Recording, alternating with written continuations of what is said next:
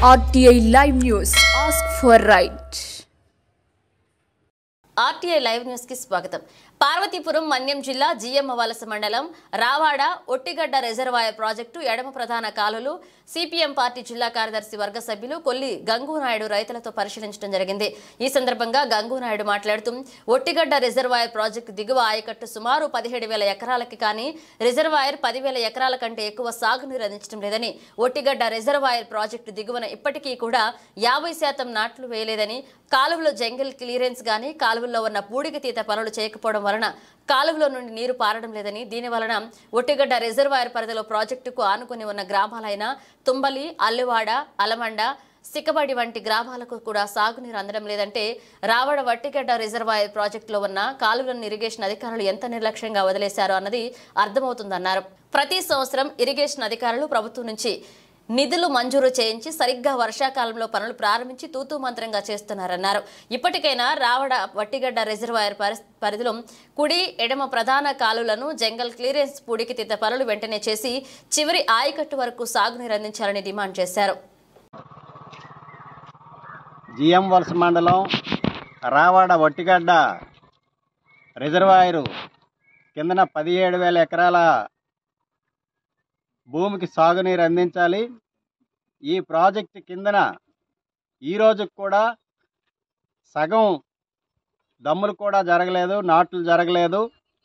కారణం ఈవేళ ప్రాజెక్టు నిర్వహణలో కానీ కాలువల నిర్వహణలో కానీ అధికారులు చాలా తీవ్రమైన నిర్లక్ష్యానికి గురి చేస్తున్నారు. ఎడమ కాలువ ద్వారా జిఎమ్మవలస, అలమండ, అర్నాడ, సికబడి, బొమ్మిక పంచాయతీలకి సుమారు 25-30 గ్రామాలకి సాగునీరు అందాలి. ఈరోజు మొదటున్న గ్రామాలకు కూడా రాంభద్రపురం కానీ, అలమండ కానీ, సికబడి కానీ, బొమ్మికి కానీ మొదటున్న గ్రామాలకు కూడా నీరు అందడం లేదు. అలాగే కుడి బ్రాంచ్ కాలువ ద్వారా కూడా ఈవేళ తుంబలి, అల్లువాడ ఈ ప్రాంతంలో కూడా సగం కంటే దమ్ములు కాలేదంటే ఒట్టిగడ్డ రిజర్వాయర్ తాలూకా నిర్వహణ ఏ రకంగా ఉందనేది అర్థం చేసుకోవాలి.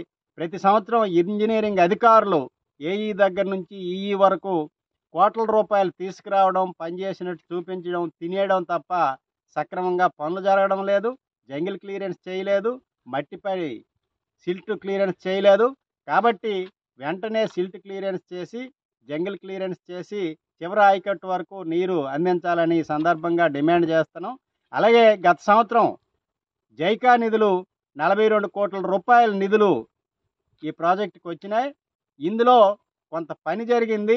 ఎంత పని జరిగింది, ఇంకా ఎంత నిధులు ఉన్నాయి, ఇంకా ఎంత పని జరగాలనేది స్పష్టంగా రైతాంగానికి, ప్రజలకి తెలియజేయాల్సిన అవసరం ఇరిగేషన్ అధికారులకు ఉంది. కాబట్టి వెంటనే అవన్నీ తెలియజేసి ఈ సీజన్ అయిపోయిన వెంటనే ఒక నిర్దిష్టమైన ప్రణాళికతో జైకా నిధులు ఖర్చు చేసి లైనింగ్ పనులు పూర్తి చేసి చివరి ఆయకట్టు వరకు నీరు అందించాలని డిమాండ్ చేస్తున్నాం.